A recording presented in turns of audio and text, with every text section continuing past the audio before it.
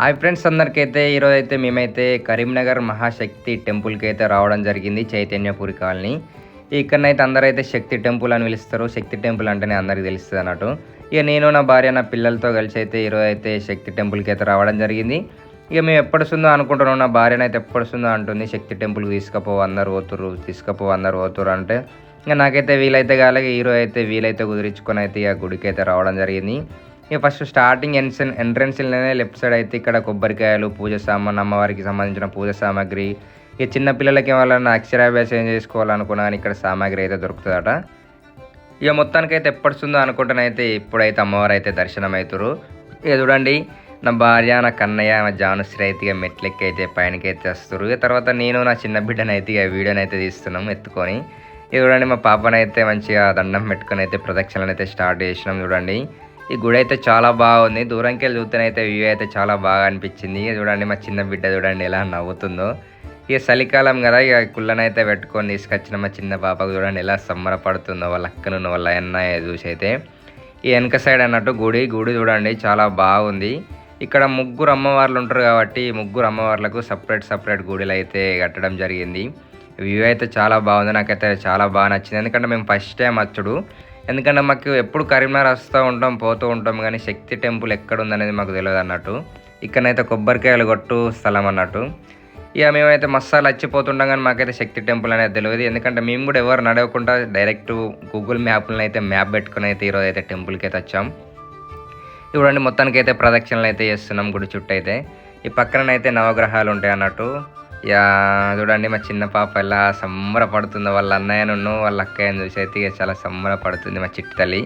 ఇక్కడ 3 గజస్తంభాలు కూడా ఉంటాయి అన్నట్టు. ముగ్గురు అమ్మవార్లకు సపరేట్ గజస్తంభాలు కూడా ఉన్నాయి. చాలా బాగుంది చూడండి.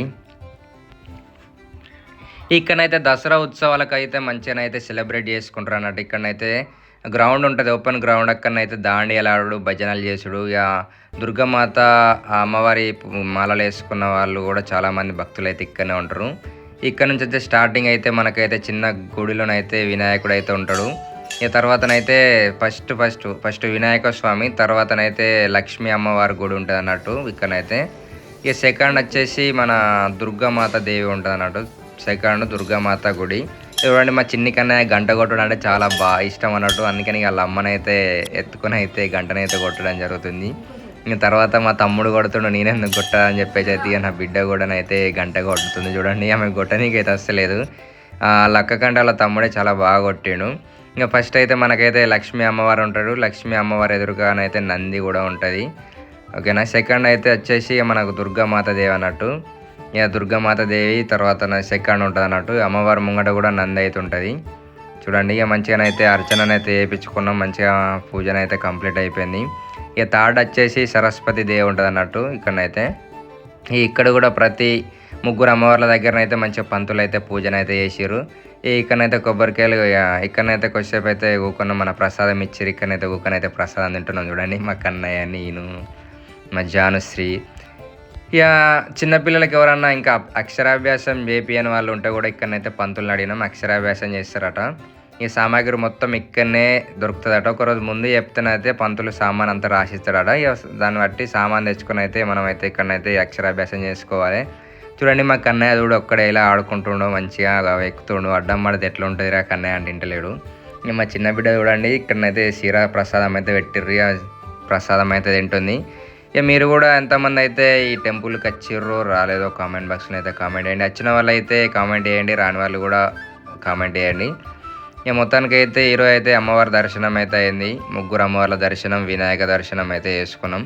ఇక మంచిగానైతే ఇక మొక్కునైతే ఇక కొబ్బరికాయలు అయితే కొడుతుంది నా భార్యనైతే.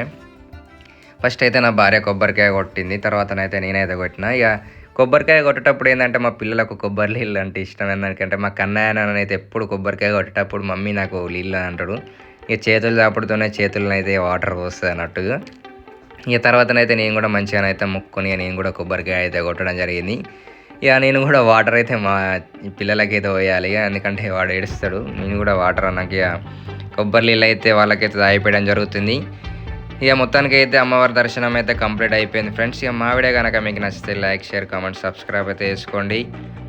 అలాగే అంజలి 321 ఛానల్ అయితే సబ్స్క్రైబ్ చేసుకోండి. మొత్తానికైతే శక్తి ఆలయం ఎప్పుడొస్తుందో అనుకుంటే ఈరోజు అయితే మాకైతే భాగ్యం కలిగింది. ఇది బయటకెళ్ళి వ్యూ, గుడి వ్యూ చూడండి చాలా బాగుంది. ఇంకెవరైనా రాని వాళ్ళు ఉంటే ఖచ్చితంగా అమ్మవారిని అయితే దర్శించుకోండి.